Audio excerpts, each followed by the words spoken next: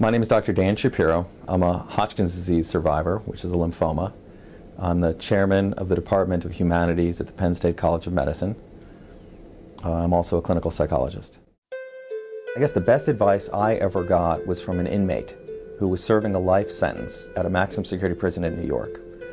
A guy named Ernest, who we developed this pen-pal relationship at one point. I had worked in a prison briefly, and so we started writing. And I asked him, I was going in for a bone marrow transplant, which is, it's kind of like cancer's boot camp. You know, before I'd had chemotherapy twice a month. Well, here I was going to get it 6 days in a row. You know, it's going to be a very challenging experience.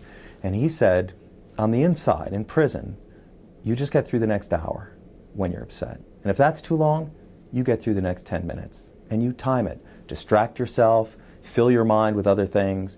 You get through each little chunk at a time and celebrate each little time you get through a little bit.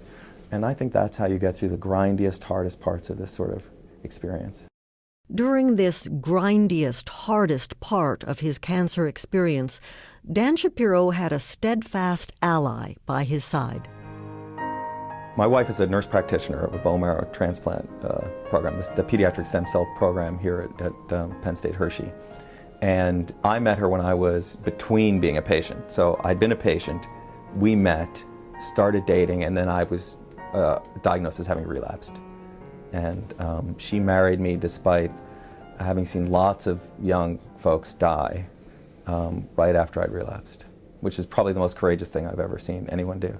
Years later, after she'd kind of literally and figuratively nursed me through my experience, she was diagnosed, and this was about 8 years ago, with breast cancer. When I was sick, it felt like I was driving into an intersection, a busy intersection too fast. I could anticipate where the cars were coming from, the crash of glass, the whole experience, my hand on the wheel and my feet on the brake.